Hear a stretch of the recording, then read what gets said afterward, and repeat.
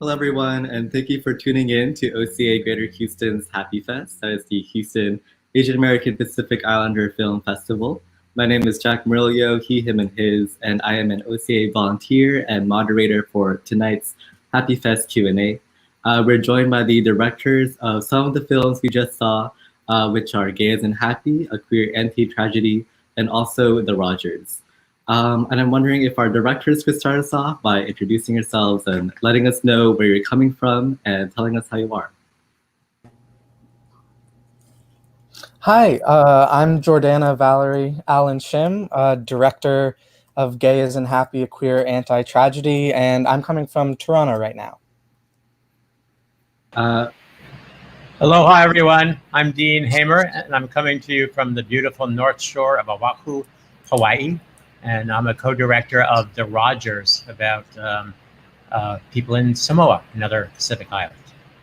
Thank you so much for joining us. And also, as a personal note, I also want to thank both of y'all for making queer-centered films as queer directors. It's really important to have this type of visibility and empowerment, and I feel really privileged that you guys were able to share this with us and step into your roles as creatives. So thank you for that. Also, I want to start us off with Jordana's film first. Your film, Gay as in Happy, a queer anti-tragedy. Just as a disclaimer, a lot of these questions are going to be coming from a partner volunteer named Sunny Liu, so I just want to give credit where credit is due. But she asks, you told such a powerfully political yet personally poignant story in your film. And she's wondering how you balance those two threads. What made you want to tell your own story, but also link it to stories of other queer folks and that larger world? Yeah, first off, thank you so much for including me in your festival and doing this Q&A. It's really an honor. To your question, the political part was actually pretty easy for me. It's the personal part that was more of a challenge. It's really difficult for me to open up about these sensitive topics, especially when it directly addresses things I feel insecure about, like people accepting my gender. But I knew this was a story I wanted to tell, and one that was intrinsically linked to the political. So I allowed myself to process my own experience of liberation through the film. And I really appreciate that vulnerability, especially because that vulnerability is so invisible in our larger mainstream media. And you mentioned your, I guess, comfortability with being political, and I want to dig a little bit deeper with that as well, because from your director's bio, we know that you also have an extensive political background, and you held leadership positions in progressive organizations. And I'm wondering if that's influenced your filmmaking, and I'm also wondering how you got from this political arena to this creative arena. Yeah, for sure. So I haven't really talked about this much publicly before, but for me, working in electoral politics, which I did for about 4 years, was a really radicalizing experience. Going in, I really believed in the potential of working within the system and making positive change through electoral politics. But personally, I found it to be quite corrupting and increasingly at odds with my basic morality and sense of self. So I quit kind of abruptly last year and transitioned back to film and art because I believe that art is a far more powerful medium for change and advancing the cause of justice and liberation. I think especially in light of the incredible global uprising that's currently happening, it could be important to say that I don't really think that electoral politics have much of a place in a revolutionary movement and really represent a path towards reform, which can be important if it genuinely improves the quality of life for marginalized communities. But I found that working within the system tends to legitimize it and gaslight people into believing that fundamentally oppressive systems just need minor tweaks rather than wholesale abolition. Right now, for example, we're seeing liberals, Democrats, even folks who claim to be progressive at the forefront of the anti-revolutionary efforts to re-legitimize the police and pretend that reform can in any way transform an inherently anti-Black military occupation. With dishonest proposals like 8 Can't Wait being embraced by the political establishment because it allows them to pretend like they're doing something to fight anti-Blackness when in reality they're just continuing to prop it up. Yeah. I think art, on the other hand, can be hugely influential in a revolutionary movement, whether it's explicitly political or not, because it helps establish the fundamental assumptions we make about morality in society. I'd really love to work within the superhero genre because I think it's such a great example of how underlying morality is reflected in popular media. The fact that these supposed heroes are sending people to prison, working with the state, constantly fighting revolutionaries. The fact that that's the norm, I think that matters a lot. And I'd love to help make that change so that the assumptions underlying our art are instead more revolutionary and liberatory. Yeah, I really appreciate that you took this time to be so insightful about what's happening like right now that's like out there and acknowledging what's happening out there. And to your point about the importance of film and like this revolutionary dimension, I think another aspect of it also is, especially in your film, the use and role of language to like declare yourself and empower yourself. In the description, it's you say that it's a big FU to anyone who's basically ever subverted you and your identity. And I'm wondering if you can speak on the power of language as well, and our limitations in that, and also the way it can empower us as queer identified people. Yeah, I think it's very important for me to be bold and unapologetic in who I am. And a big part of making this movie was the personal liberation of no longer seeking validation from others for knowing that I am a woman and I'm valid in my womanhood, even if that doesn't fit a cisgender monolith of what womanhood is. And I think not apologizing for that and being very purposeful in asserting your own validity and the validity of anyone in the queer community, anyone in the API community is essential to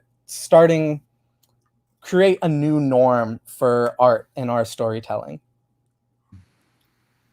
I think also with there's this element of language, but there's also this element of visibility, and I think those like language and visibility really complement themselves in your film especially. You describe it as an experimental autoethnographic film, and I'm wondering if you could speak more on that experiment and why it took on the format that it did, mixing like this multimedia text messages, this monologue, and other visuals and things like that. Could you speak on that experiment? Yeah, sure. So I had a really incredible mentor who provided really, really useful inspiration for this movie, namely having it be in part the central inspiration, which went a lot further than this, but being about an object that's meaningful to me and including voiceover. And from that basic guideline, everything else just kind of came naturally.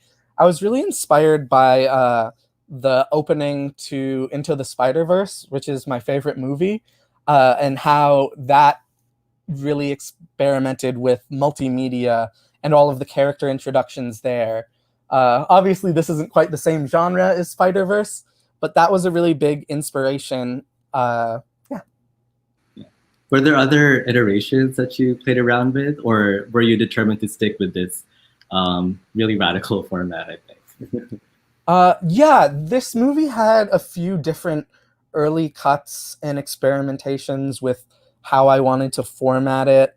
A lot of it was on the go and experimenting just with these really cool actors and subjects.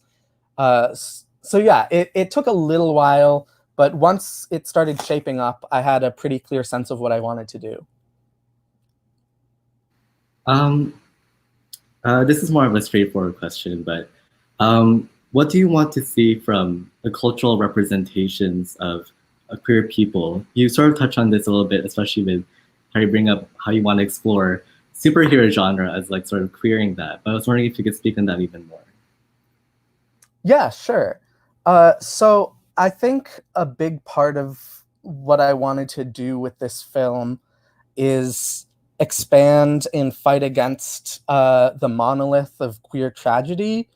So much of what we see, especially with trans stories, is centered around our pain and trauma. And I think that's a shame because we're so much more than that. Of course, those stories aren't inherently bad to tell.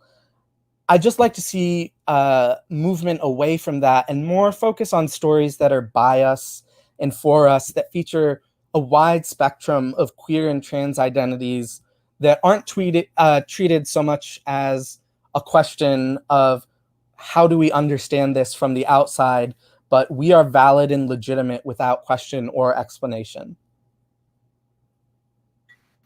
This will probably be the last couple of questions. And for the viewers at home, remember that you can also interact with us and pose your questions via YouTube, and we can broadcast it and share it as well. But something else that I found really empowering in this video is that you bring in other queer people in your life, and you broadcast that as well. And I think finding a community as a queer person and finding this concept of found family is really important and really integral to our identity. So I'm wondering if you can give insight on finding a community. And I want Dean to speak on this as well, but I wonder if we could get your insight first. Yeah. Well, I think central to my journey has been finding community. Just where I was raised and the environment wasn't very queer friendly, and I didn't really get any education about queerness. So finding that found family was really instrumental in people just learning and teaching me. And it's been really nice trying to reciprocate so many of the beautiful lessons that some of the first queer and trans people I ever met taught me to the community around me. So I tried to include a lot of my friends who have these really important voices and have very different stories than me, in kind of a message of unity and defiance. Thank you so much. And could Dean speak on this finding community as well? We learned that you were sort of introduced to this community of Samoan transgender men. And I'm wondering if you can get your insight, Dean, on what it means to find a community. Oh, just kidding. It looks like, oh, okay, never mind. Hello again, Dean. Aloha. So could we get your insight on finding community after documenting this community of transgender men in Samoa?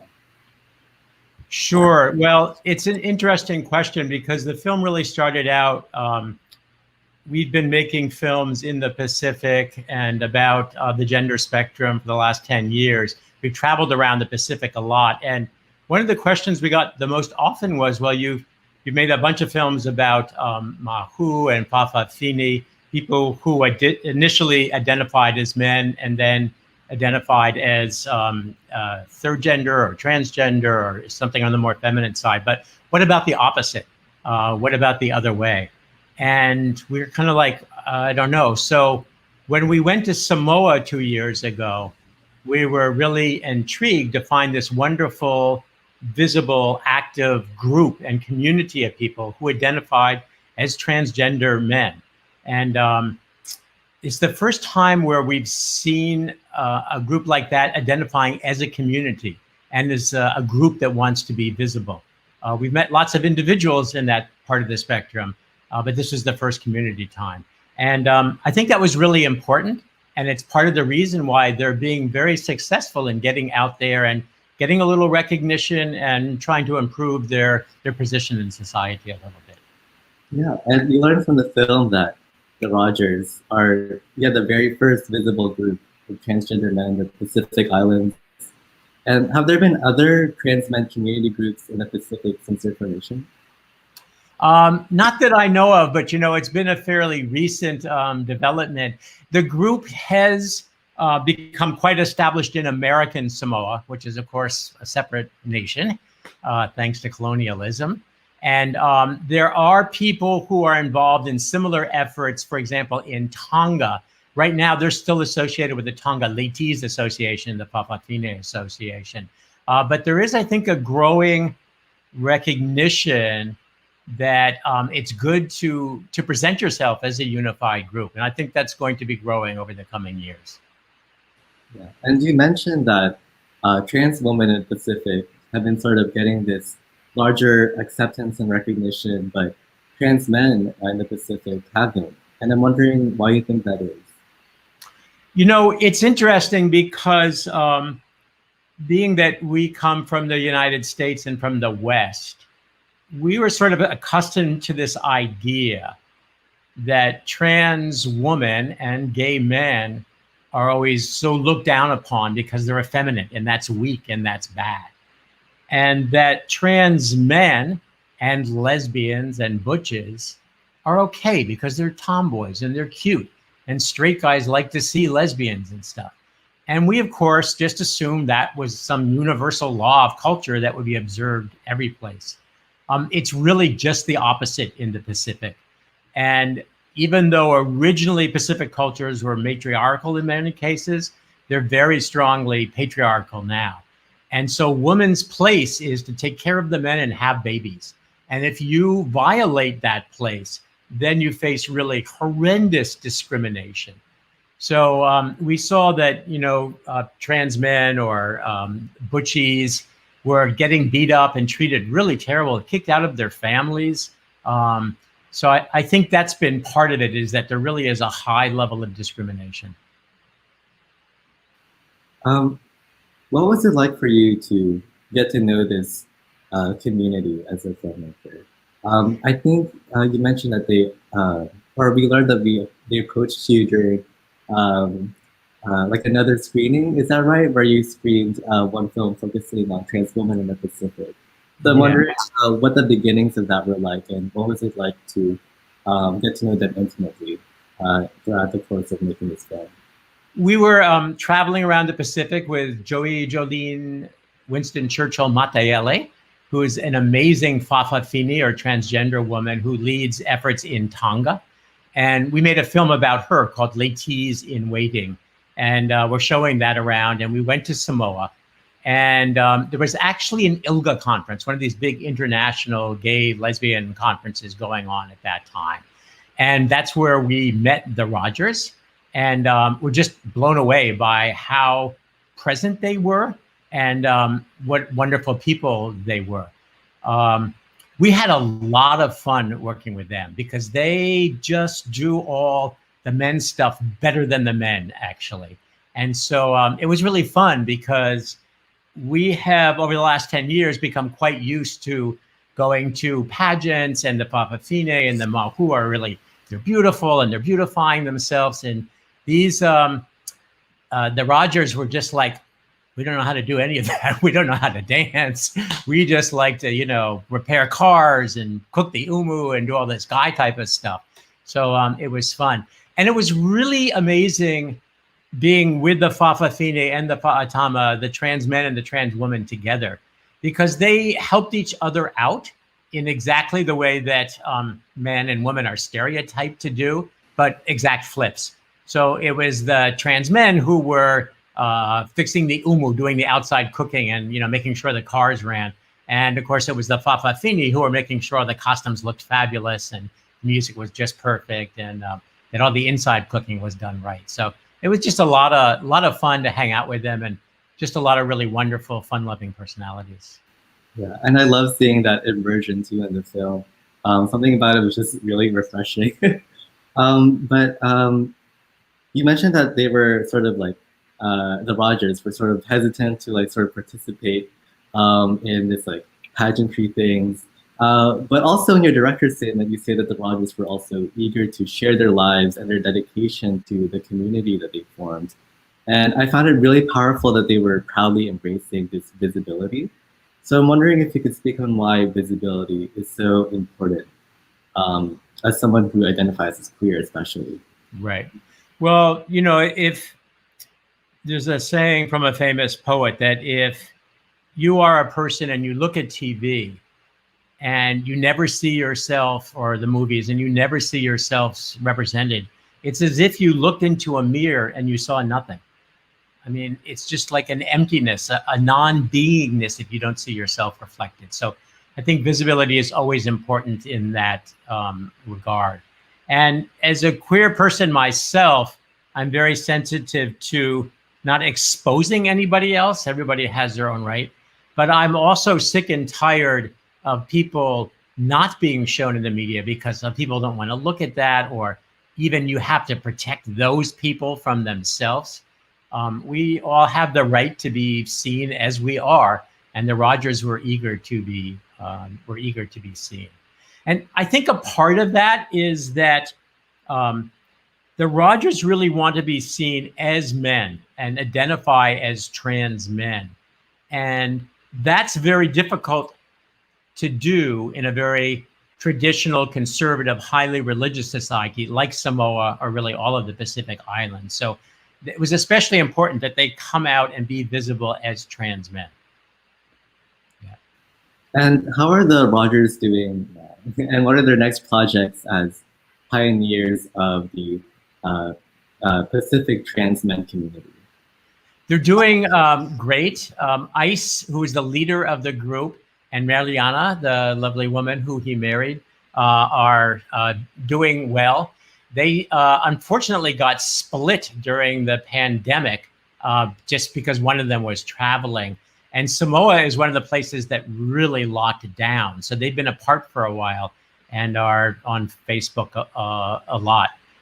We were trying to actually get Ice to be on like a Q&A like this, but he doesn't have enough minutes left on his data plan to be able to do that because they talk so much. Two of the Rogers actually ended up going to American Samoa for unrelated reasons, but they've started a chapter of the Rogers now in American Samoa. So that's going strong. And also Ice has been, up till the pandemic, was participating in quite a few of these sort of international activities around the Pacific. So I think that's helping to get the word out about this new movement, which is great. I want to modify a question that I asked Jordana about what you want to see in queer representation in our media culture. I want to turn that question to you, especially because you mentioned how we perceive like Western queer identity and Eastern and Pacific queer identity differently. What do you want to see, and what is the moment currently of queer representation in Pacific media and Eastern media? So I think what I want to see is I want to make sure that everybody gets to be represented as they present themselves. That's absolutely the most important thing.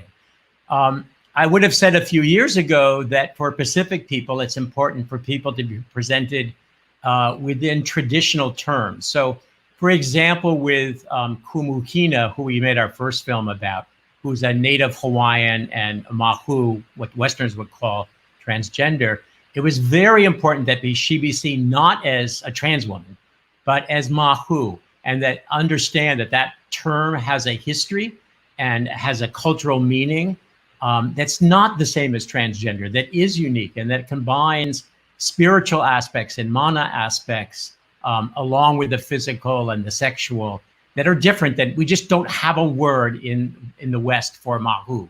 You can say dual spirit or two spirit or whatever, but it's really its own unique category and has to be understood in those terms. And that's very important for her and other Mahu to be understood in that way. One thing I personally learned by making the film about the Rogers is there wasn't a place in their culture for trans men, and they really want to be seen as trans men, and they wanted to use the Western term transgender men, even more than fa'atama. And at first we were like, no, wait, that's not the way it's supposed to work. But it's the way that it worked for them, and it was what was important for them. And so that's why this comes through in the film. And I guess I just want everyone to be able to see themselves represented in the way that they want to. And I think the second desire is for people to gain the capability to represent themselves so that people can make their own media at a sophisticated level. And And that's happening. We're so happy to work with Pacific Islanders in Communications, which is, it's part of PBS, but it really supports training and upping the level of filmmaking in the Pacific. And we're really glad to be doing that as part of our work too. I'm glad you mentioned that. That's a good reminder to Western audiences as well. The sort of universality that we have now for describing queer experiences is relatively recent. I'm having trouble hearing you. Oh, I'm sorry. I'm just agreeing with you.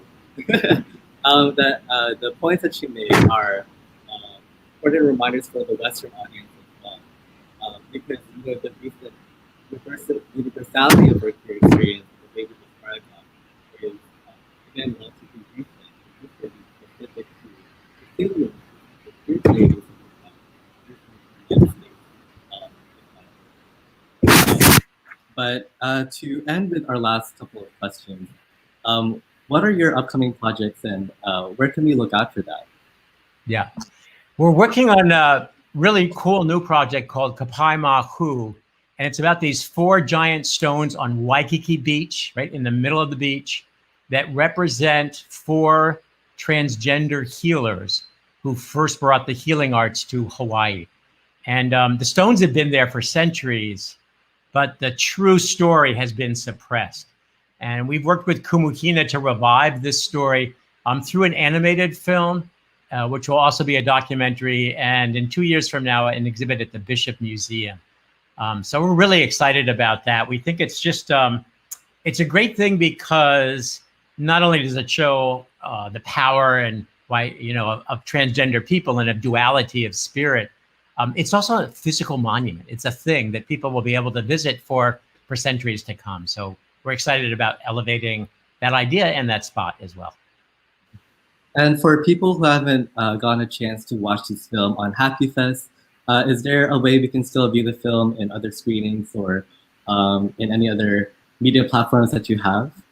Yes, The Rogers is going to be broadcast on television on June 13th.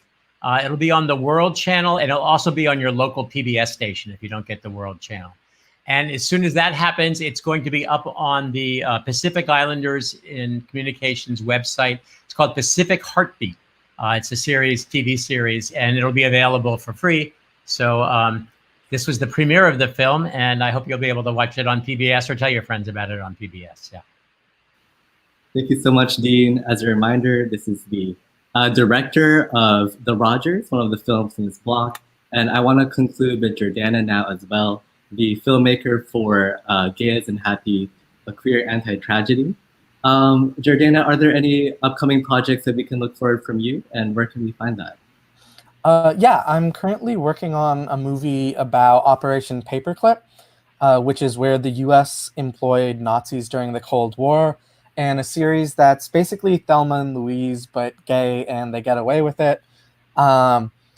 Right now, you can just follow me on social media for updates on that. Thank you so much, and you can see the social media on the bottom third of the screen. And this concludes our second block of the day. This has been Technicolor Vision, the LGBTQIA+ spectrum. Thank you again to our directors for joining us and making space for this discussion. And please join us for our next block of films, which is called Through the Viewfinder, Reaffirming Partnerships at 7 p.m. tonight. It includes the films At Your Convenience, Malachite, and Woman of the Photographs. Each one also includes a Q&A discussion. And finally, before we end, we'd like to acknowledge the current racial injustices that have come to the fore in our social consciousness, particularly against our Black communities. We hope to stand in solidarity with Black Lives Matter.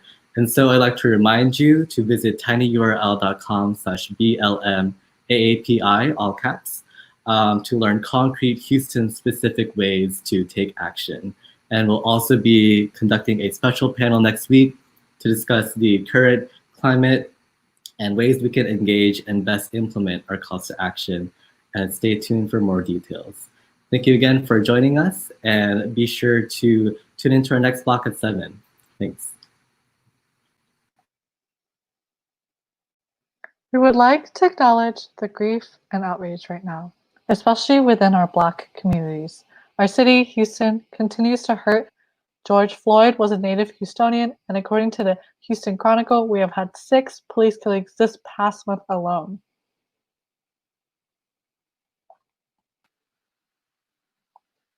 As Asian Americans, we have to acknowledge and interrogate our own anti-Blackness and relative privilege within American society.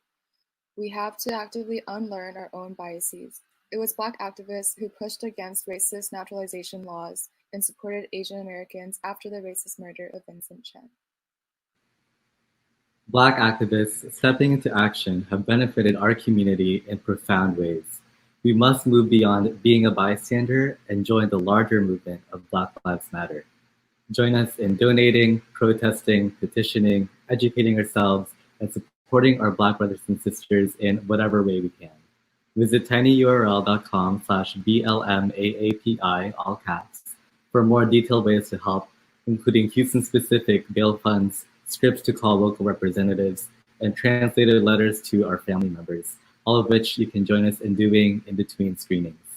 On behalf of OCA Greater Houston and the Happy Fest Committee, thank you for joining us on this podcast.